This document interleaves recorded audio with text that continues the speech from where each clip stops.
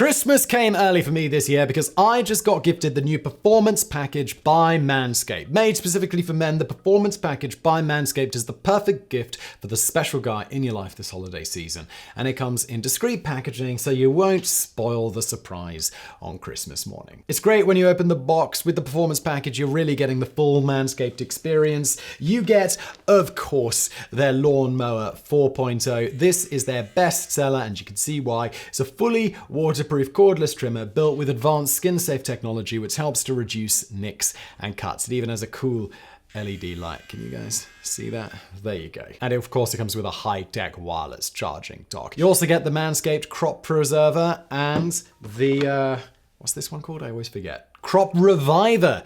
Thank you very much. That's their body spray. It's a quick absorbing, easy to use solution for keeping those manly areas of your body cool and clean all day long. Also, with this pack, you get the Weed Whacker. This is what is in the nose, in the ears, easy does it. Trim those up. I don't know, these get super, I get way more nose hair now when I'm getting older. And thanks to this, it all goes away. You get the Shed travel bag and also some boxer shorts, which I have right here. These are anti-chafing, by the way. It's a gift on top of a gift.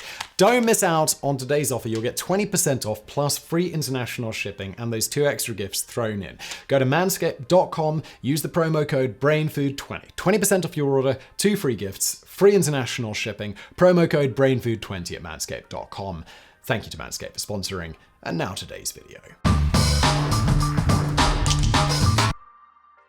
In the early morning hours of June the 6th, 1944, a massive armada set sail from southeast England and steamed across the English Channel, comprising more than 7,000 ships, 11,000 aircraft, and 156,000 troops. It was the largest amphibious invasion force in history. At 6:30 a.m., after some 23,000 airborne troops had landed behind enemy lines, the main seaborne force stormed ashore on the beaches of Normandy. Operation Overlord, the Allied invasion of France, had begun. Though the fighting was fierce, within 24 hours, Operation Overlord had achieved its main objective, securing a solid foothold in Western Europe. It was a major turning point in the Second World War and marked the beginning of the end for Adolf Hitler's Third Reich. Within 11 months, both the Eastern and Western Allies had advanced across the continent into the heart of Germany, Hitler had committed suicide, and the war in Europe was finally brought to a close. But the stunning success of Operation Overlord relied on more than men, ships, aircraft, and tanks. For months prior to D-Day, Allied intelligence agencies executed a vast, shadowy operation on a scale comparable to the actual landings themselves.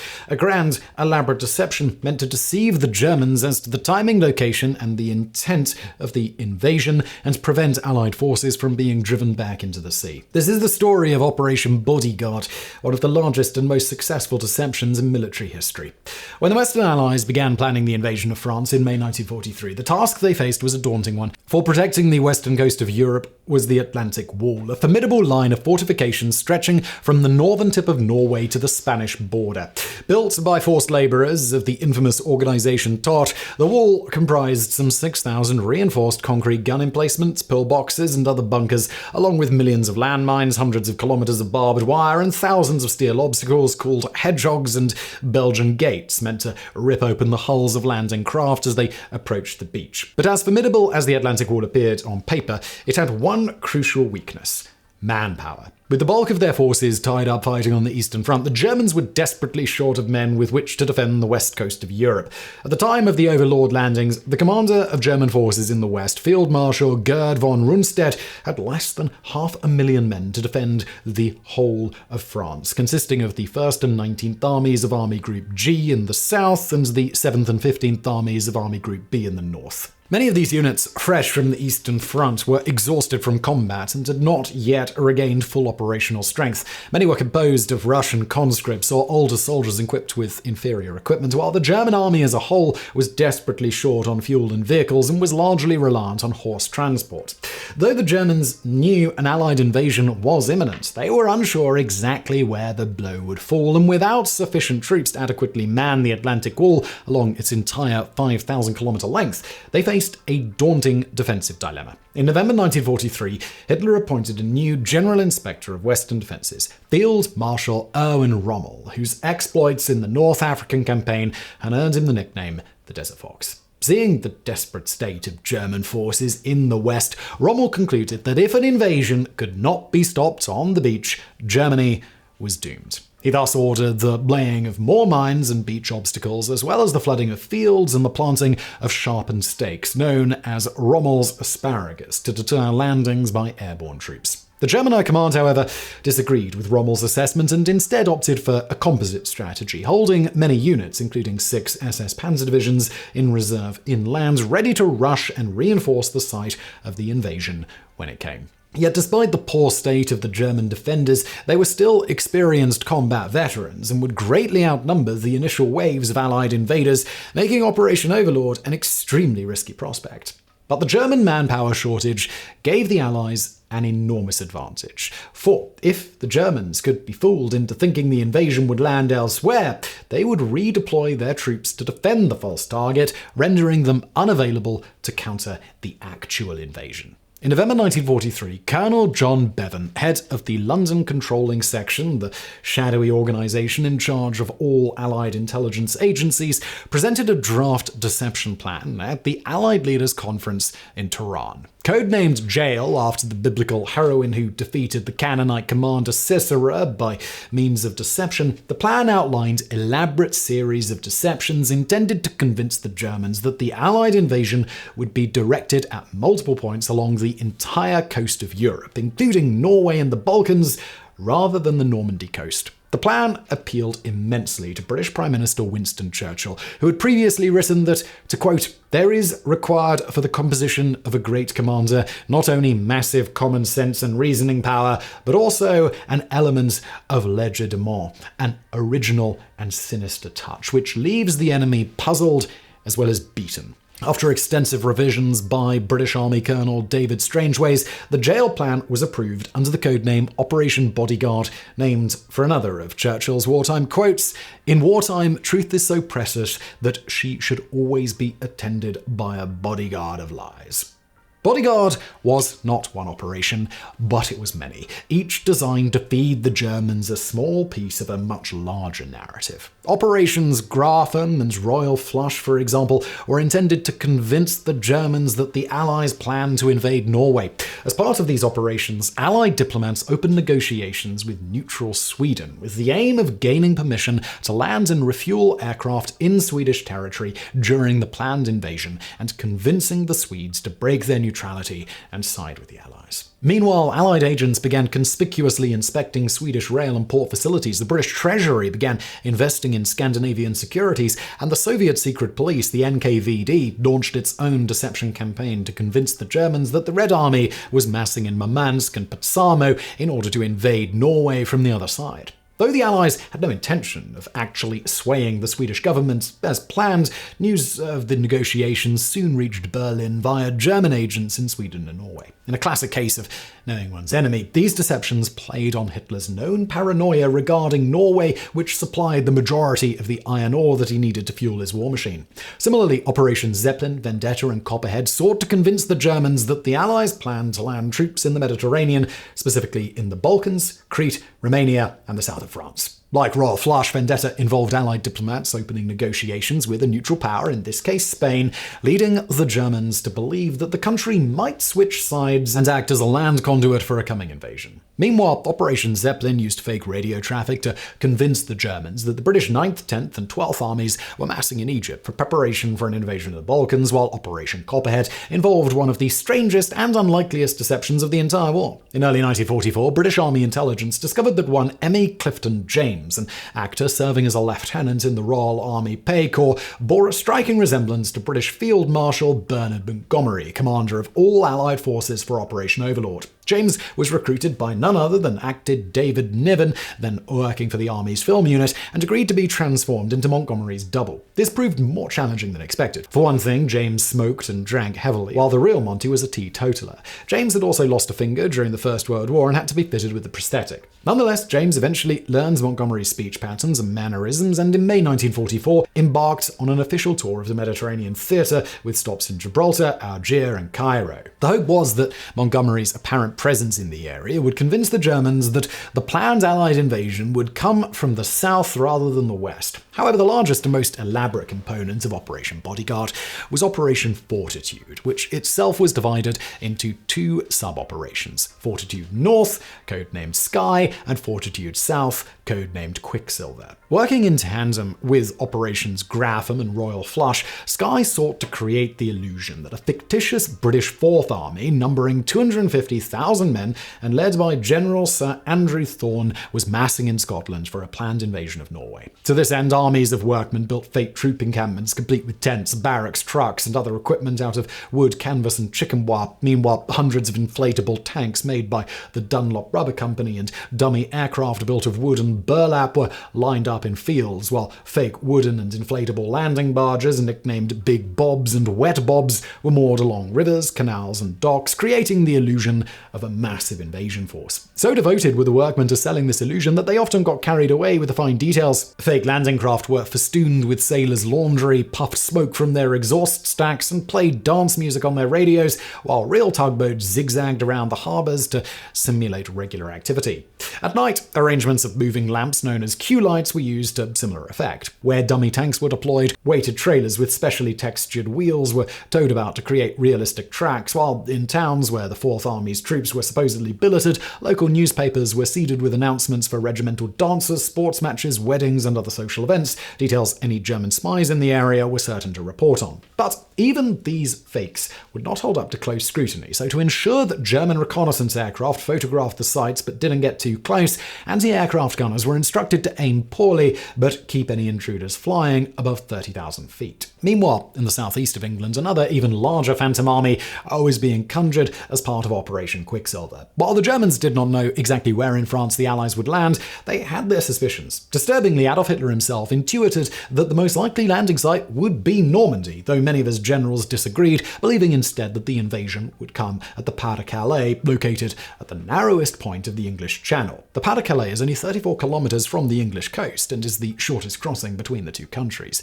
It was also the most direct route into Germany's industrial heartland in the Ruhr Valley and held a number of major ports that the Allies would need to offload men and supplies at to sustain a prolonged invasion. Unknown to the Germans, the disastrous Dieppe raid of August 19, 1942, in which nearly 4,000 British and Canadian troops had been killed, wounded, or captured, had convinced Allied planners that attacking a well-defended port would be suicide. Instead, the Operation Overlord force would carry and assemble its own prefabricated harbours, codenamed Mulberries, allowing supplies to be unloaded directly onto the invasion beaches. That the Germans expected an invasion at the Pas-de-Calais was a logical assumption, given that of the 179 heavy gun emplacements along the coast of France, 132 were situated in that area.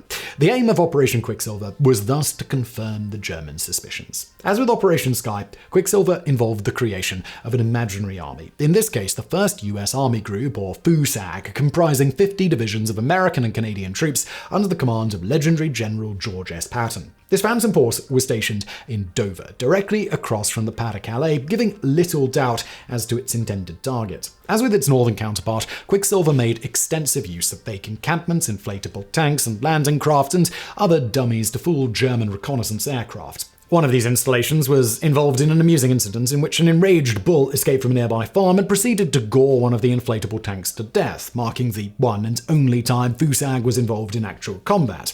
With no less attention to detail than Operation Sky, the Quicksilver team even went so far as to create distinctive insignia for each division within FUSAG, which were worn by a small contingent of soldiers who were circulated through the town surrounding Dover, creating the illusion of a much larger force. Perhaps the most elaborate charade of Operation Quicksilver was the construction of an entire fake oil terminal near Dover, suggesting the existence of a cross-channel pipeline to supply the invasion force. Designed by architect Basil Spence and built of wood, canvas, and sewer pipe by set decorators from Shepperton Studios, the terminal was given added credibility via official inspections by Field Marshal Montgomery, General Dwight Eisenhower, and even George VI. Indeed, so convincing was the illusion that the German long-range guns at Cape Grenay occasionally opened fire on the terminal, forcing workmen to simulate realistic shell damage using flares and smoke generators. But while the inflatable tanks, dummy aircraft, and other physical deceptions are the most memorable facet of Operation Fortitude, in reality, these formed only a minor part of the whole deception. Indeed, there was little need for visual deception, for barely anybody was looking. By 1944, Allied air superiority was so complete that few German aircraft dared venture over the British Isles, and there was little risk of German spies spotting and reporting the fake armies for the simple reason that there weren't any. Though the Germans had landed dozens of spies in Britain since the beginning of the war, every single one had been captured by or surrendered to the British Security Service, better known as MI5. More astonishingly still, the vast majority of these spies had been turned into double agents as part of a massive covert operation known as the Double Cross system. An intelligence coup on the scale of breaking the German Enigma code, the Double Cross system gave MI5 near total control over all human intelligence reaching Berlin from Britain, allowing them to shape the narrative of Allied war plans in any way that they pleased. While dozens of double agents were employed in the lead up to D-Day, the key players were the agents codenamed Mutt, Jeff, Brutus, Tricycle, and Garbo. Mutt and Jeff, real names John Moe and Tor Glad, were Norwegians landed on the coast of Aberdeenshire, Scotland in 1941. They immediately turned themselves in and joined the Double Cross system, feeding their German handlers intelligence on the supposed build-up of troops in Scotland as part of Operation Sky. To allay suspicions that Mutt and Jeff had been turned, MI5 staged a series of publicised sabotage attacks attributed to the pair, including a controlled explosion at a power plant. Meanwhile, agents Brutus, Tricycle, and Garbo were employed as part of Operation Quicksilver to convince the Germans that the main Allied invasion would come at the Pas-de-Calais. Brutus, real name Roman Garbi Cherniowski, was a Polish Air Force officer who agreed to spy for the Germans and was sent to England only to immediately turn himself in and work for British intelligence. Tricycle, real name Dusko Popov, was a wealthy Serbian playboy who used his extravagant lifestyle as cover for his spying and was one of the inspirations for the character of James Bond. Indeed, his codename was reportedly a reference to his fondness for Ménage à Trois. But the real star of Double Cross was Agent Garbo, a man with a life story so audacious and unlikely it deserves its own detailed video. Garbo, real name Juan Pujol Garcia, was a Spanish national who at the outbreak of war volunteered his services as a spy to the British. When he was rejected, he instead approached the German Abwehr, or military intelligence, and offered to spy on the British. Given a radio and dispatched to England, Pujol instead set up shop in Lisbon and proceeded to feed the Germans a steady stream of fabricated intelligence supplied by a completely fictitious network of 27 agents. The Germans ate up every word and counted him among their most valuable agents, even going so far as to award him the Iron Cross Second Class. Pujol's unlikely success soon caught the attention of British intelligence, who finally invited him to work for them. Among the intelligence Pujol fed to the Germans was the complete composition of the Calais invasion force, which was so thoroughly accepted that German maps captured after the actual invasion showed the Allied order of battle exactly as Pujol had reported it. But Pujol's greatest coup came on the evening of June 5, 1944, when he reported that the Canadian army had been issued with seasickness bags and marched away, indicating that an invasion was imminent. However, Pujol's contact in Madrid was asleep and did not receive the message until 8 hours later, after the invasion was already well underway. This gamble convinced the Germans that Pujol's intelligence was genuine and would pay huge dividends just a few days later. Another major element of Fortitude was the creation of fake radio traffic for the Germans to listen in on. For Operation Sky, this radio traffic was transmitted by operators stationed in Edinburgh Castle and consisted of the mundane messages one would expect from an active army, peppered with subtle references to winter warfare, such as requisitions for skis and crampons, plans for ski training of troops, and data on the performance of tank engines in cold weather. Quicksilver's radio traffic, transmitted from Dover Castle, was of a similar nature, but filled with oblique references to Calais. One such message fit squarely into the category of so ridiculous it must be genuine, and quickly became legendary. Quote, 5th Queen's Royal Regiments report a number of civilian women, presumably unauthorized, in the baggage train. What are we going to do with them? Take them to Calais?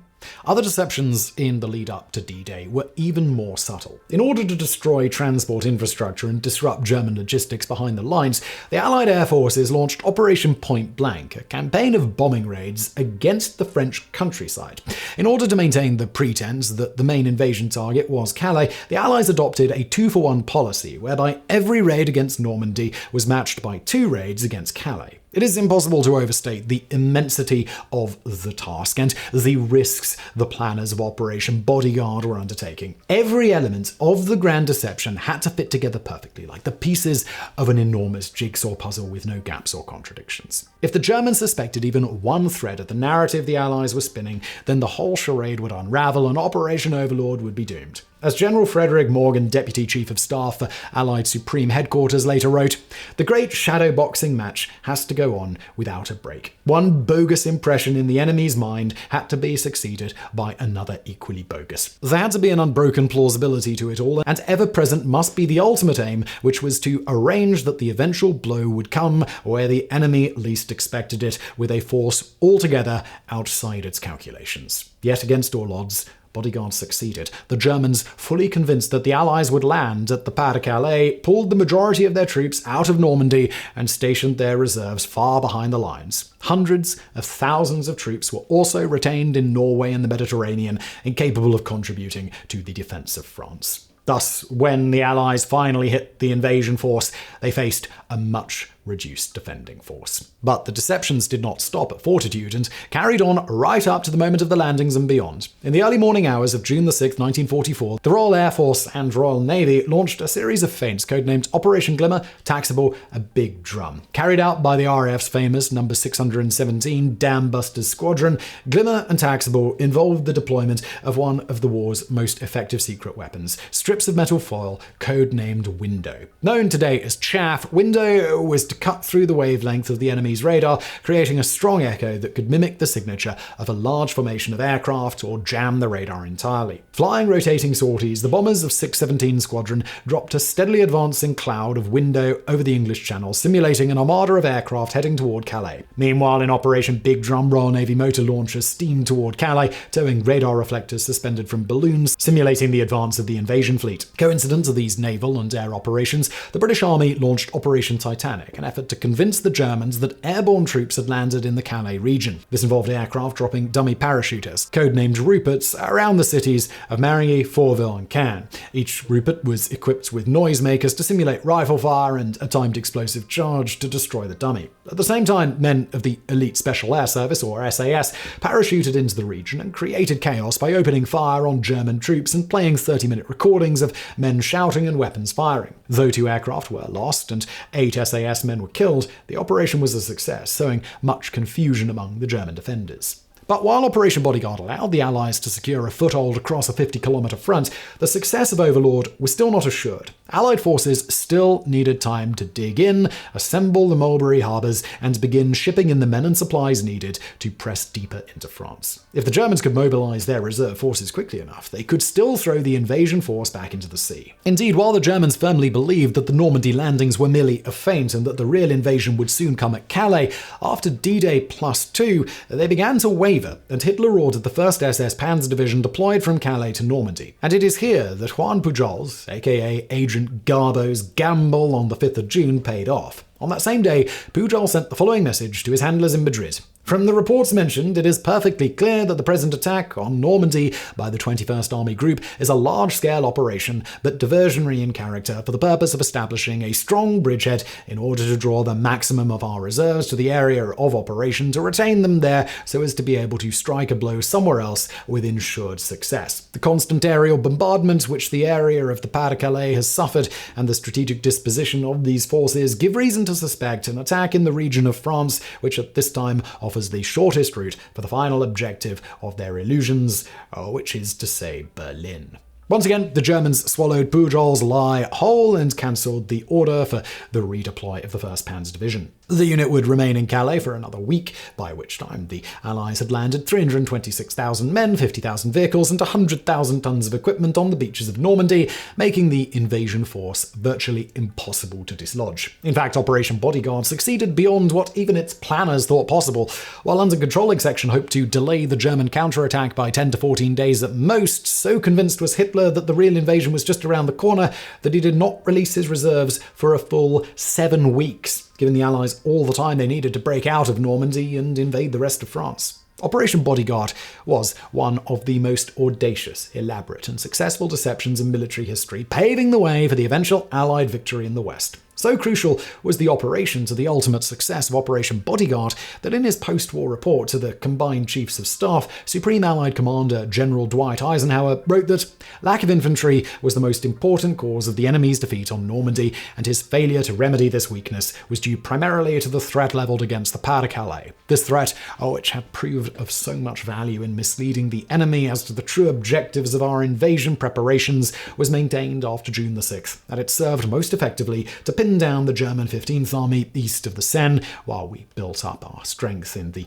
lodgement area to the west. I cannot overemphasize the decision value of this most successful threat, which paid enormous dividends both at the time of the assault and during the operations of the 2 succeeding months. The German 15th Army, which, if committed to battle in June or July, might possibly have defeated us by sheer weight of numbers, remained inoperative during the critical period of the campaign, and only when the breakthrough had been achieved were its infantry divisions brought west across the Seine, too late to have any effect upon the course of victory.